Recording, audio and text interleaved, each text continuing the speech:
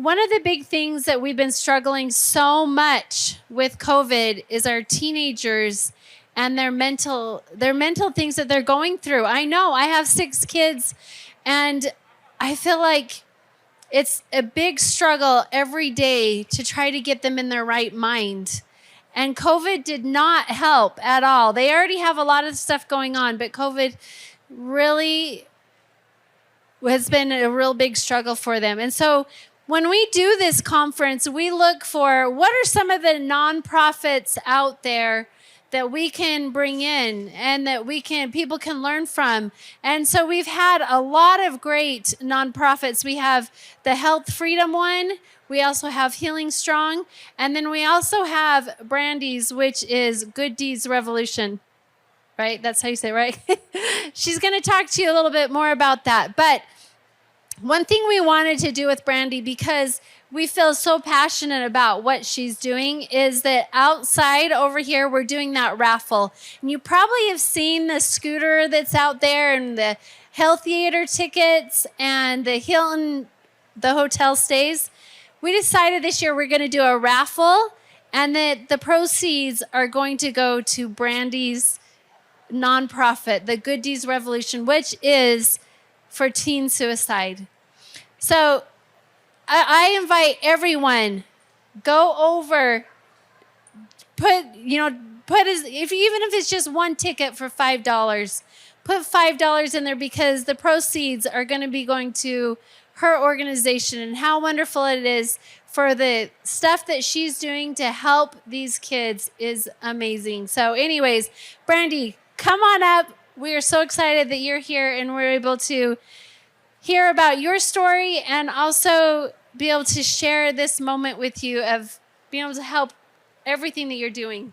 Well, thank you. I think I've got the cheek mic, so thank you for that. Thank you guys for being here. I believe that part of the solution in getting our bodies right is also our mind, because last time we checked, it's connected to the rest of our body. And so it's kind of a big, important part. I want to just tell you a little bit about my story and why I'm here. My title for this is The Urgency of Doing. So Da Vinci has a quote. It says, "I've been impressed with the urgency of doing. Knowing is not enough. We must apply. Being willing is not enough. We must do." So I want to applaud you guys for being here, because you are the doers. You know that there's issues with our body and our mind and our souls, and you're willing to actually do something about it by being here. In that same vein, there's a big issue right now across the globe. Every year we lose 800,000 people to suicide. Every 40 seconds, somebody dies by suicide. And those are just the deaths. We're not talking about the attempts that are made, which are through the roof. So right now they're talking about a grand challenge. If any of you are familiar with this phrase, it means that globally they're dealing with this as the next biggest issue plaguing the planet. They had a grand challenge for nicotine. They had a grand challenge for AIDS. It's when all of us come together and say, this is such a huge problem. How do we fix it? Where do we start? We start by talking. My story goes back 2 years ago. I own Vega Media Studios. It's a video production company. I worked in TV news. Maybe some of you guys recognize me from being on the news at ABC and a bunch of different stations, Fox and CW and stuff. But I got out of TV a long time ago, but I've covered these kind of stories. And at my video production company, we do a lot of media and we work with a ton of companies. And I founded Good Deed Revolution in 2015. Well, I was covering a big event and I was in Provo. It was the NFL draft and I was doing video production at BYU. And I got a call. I finally looked at my phone. When you're doing an event like this or you're doing something, you don't check your phone. But we go live and I glanced at my phone and I saw that I had 20 missed calls and 30 texts. And I was like, what is going on? And they said, you need to get to the hospital right away. Your daughter is having seizures. We don't know what's going on with her. You need to get here. Now, that was 4 years ago. I'm going to fast forward to 2 years ago. I go to bed, and in the middle of the night, there's banging on my door. And I go to see who's knocking at my door, and we get up, and there's 2 police officers standing there, and they said, "Is this name your daughter?" I said, "Yeah." "Why?" They said, "She's in danger, and you need to go check on her right now." I said, "What do you mean?" They said, "Go check on your daughter." I ran upstairs as fast as I could.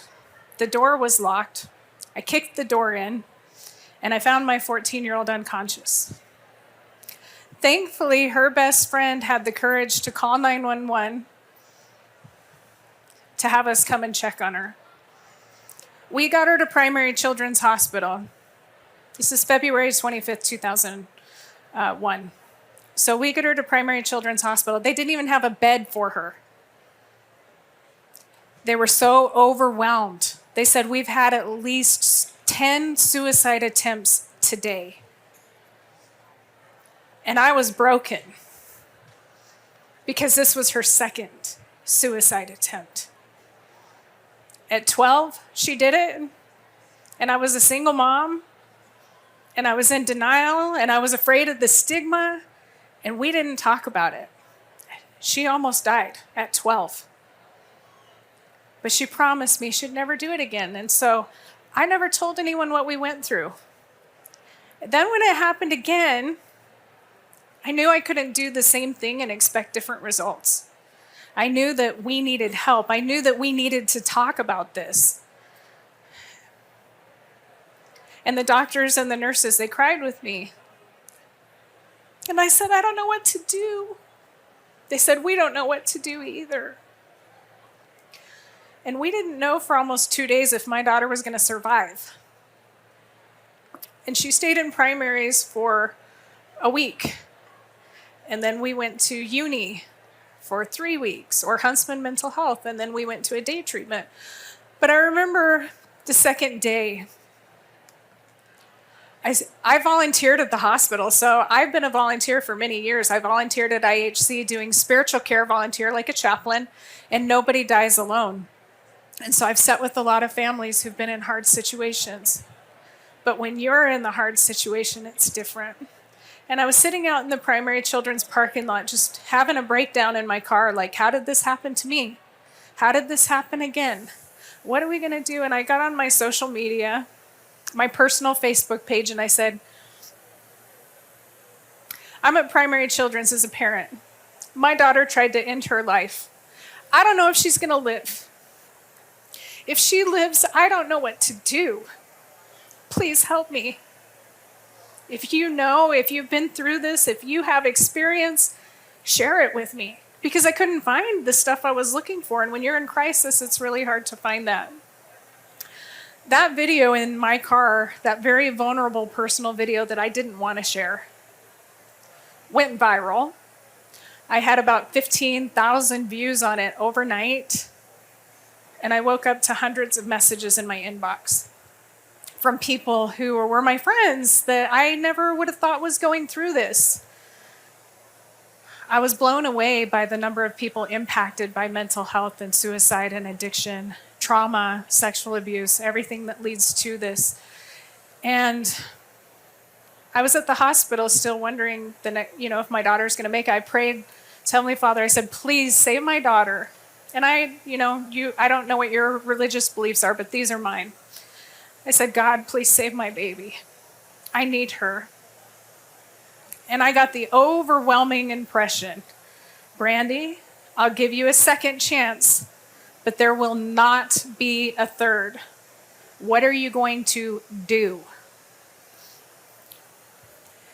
And that's about the time my daughter finally came out of it, and the doctor said she's going to make it. And because of that video that had gone viral and my background in media, my friends at KSL reached out, or NBC, and said, "Brandy, we saw your story. Will you share it with us on the news?" To which I quickly replied, "No, I'm not going to do that. No way." It's very hard to be vulnerable. And then I thought about it. They called me back up a week later and they said, Brandy, this is such a big problem. We're seeing it, like the numbers are high.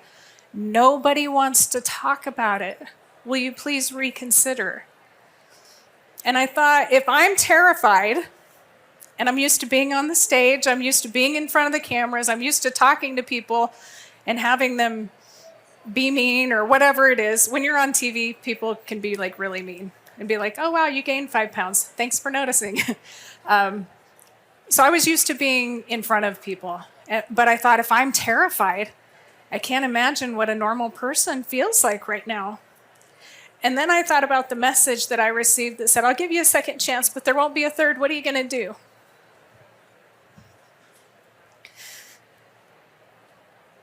So I said, yes, I'll talk about it. But I did not want to. I'll tell you what, I never wanted to be the face or the voice of suicide prevention or mental health, but if not me, then who? If not you, then who? So I went on and they interviewed me, and I said, if you're watching this right now, stop what you're doing and ask your child point blank, are you suicidal? Don't beat around the bush. Just go ask them. Stop right now and go ask them. After that story aired on NBC, I got a message from a dad, and he said, you just saved my daughter's life. I said, what do you mean? He goes, I saw your story on the news. I went to go check on her. And when I got to her room, she had already written her note and was getting ready to end her life, and I caught her just in time. And I got her to the hospital. Thank you. And then I got another message from a family who said, thank you for being vulnerable. We saw your story on the news. We went to talk to our son, and he confessed he had a plan to end his life this weekend, and we're getting him help. Thank you. It was so hard for me to do that. It's hard for me to stand on the stage right now. But if my personal story about my experience could save 2 lives out of 20 or 30,000 people that I know of that actually watched the news story, what could we do if we could reach more people? And this was my inspiration last year. I launched an event called Live Live. And I thought, if we can get singers, dancers, celebrities, influencers, businesses to share this message, because I didn't do anything grand. I didn't do anything important. All I did was share my personal story. So in fact, you guys just saw Just Ingredients, Carolyn. She was in my show last year because she struggled with mental health and suicide as well. She was one of the influencers. And what we did is I said, we have to reach people in a different way. We've got to go to them the way they want to be reached. So we developed a show called Live Live. It's called, we changed the name this year to Promise to Live Live. But essentially, we streamed on TikTok, Twitch, YouTube, Instagram, Facebook, directly to the devices through the influencers they already follow on the platforms. And we were able to reach 160,000 people. And so now, this year, as part of the grand challenge, we're really reaching out and we're saying, okay, what can we do to have a big impact? I had a friend who's a producer in LA, and he reached out and he said, Brandy, I heard what you're doing with Promise to Live Live. Would you consider putting it on network like ABC, NBC? And I said, that's a great idea. But do you really think we're going to get a 16-year-old to tune into ABC News at 7 o'clock on a Saturday? Who thinks we could get that? Yeah, me either. So I said, if we want to reach these kids, we've got to take it directly to them on their phone through the people that they follow.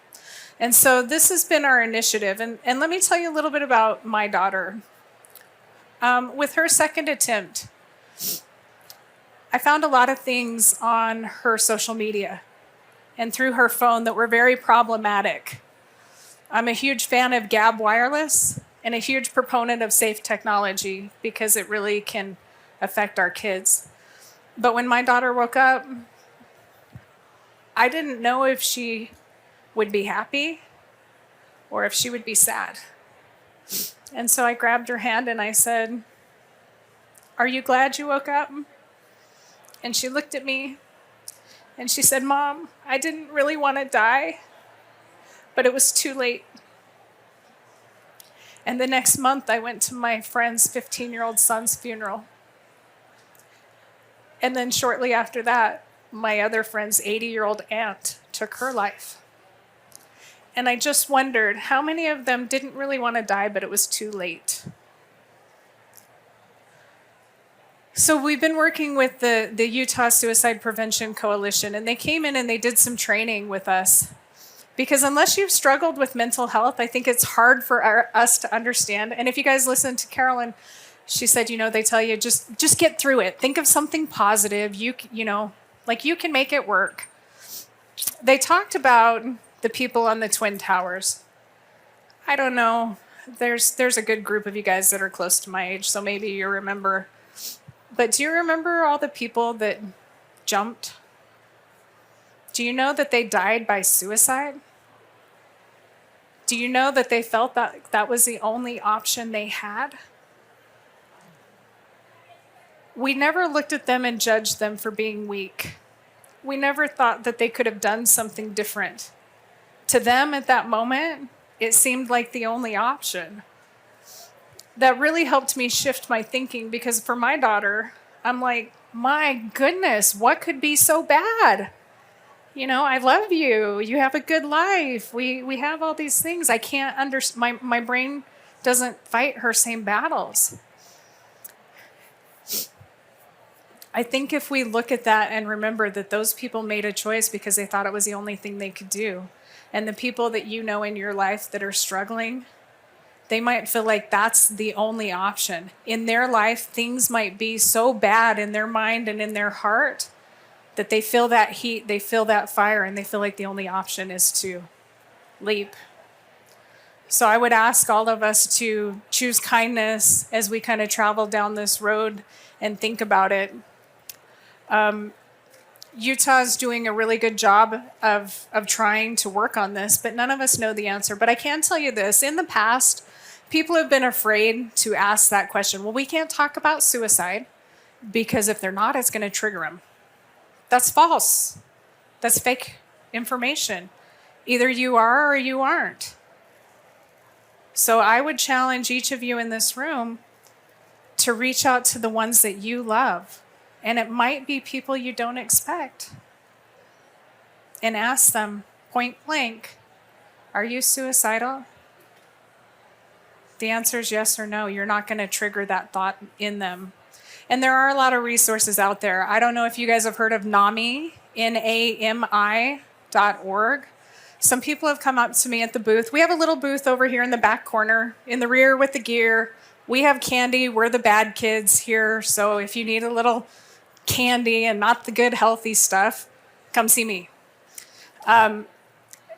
Anyway, it's not going to trigger anything, so talk about it. But we're launching the Promise to Live campaign. And I want to share what this is about, and I want to ask you guys, if you'll take out your phone, scan this QR.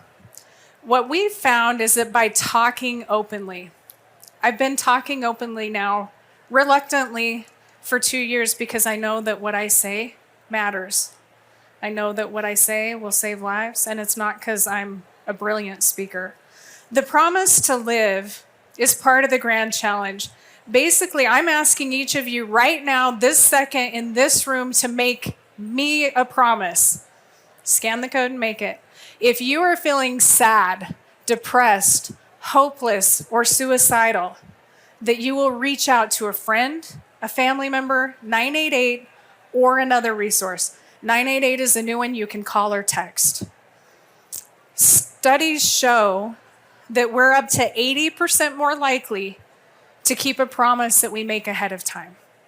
So simply by making this promise, if I tell you I'm dieting, I'm going to feel a little bit guilty if I eat the candy at my booth.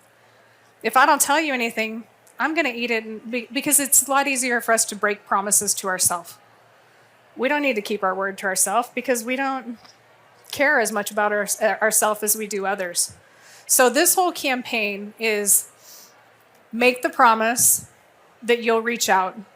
It's called Promise to Live. First promise is for you, whether you're feeling it or not. This is saying globally, you're impacted directly or indirectly. So every single person in this room, this applies to you.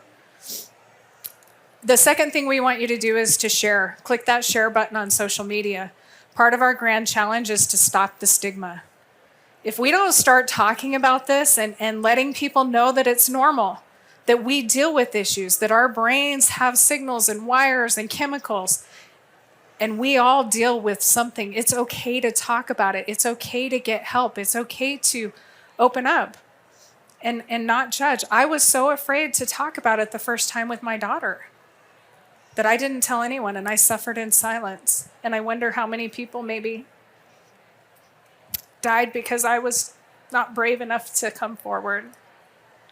So what we're asking is take the promise for yourself, share it with someone else. September 10th is World Suicide Prevention Day. We're going to be doing our event. We are looking for influencers, celebrities, singers, dancers, performers, advocates, and individuals, volunteers. Come one, come all. There's something for everyone. We just want to spread the word. We're creating this campaign. We are working, just so you know, with unified.org. We're working with the Hope Squad. We're working with the PTA. We're working with a lot of groups to get into the schools to get our kids to do this. Because this one little thing could mean the difference between life or death. I hope that you guys will join us. I hope you know that I'm an advocate and an ally. Here's information for the nonprofit. If you guys have any questions, my information's on there. I'm under Brandy Vega on social media. The nonprofit is Good Deed Revolution. That's my 501c3. The campaign and the initiative is Promise to Live. So I hope that you will join us, and just as you take as good a care as you can of your physical body, please help us help with mental health, suicide prevention, and addiction. Thank you so much for your time.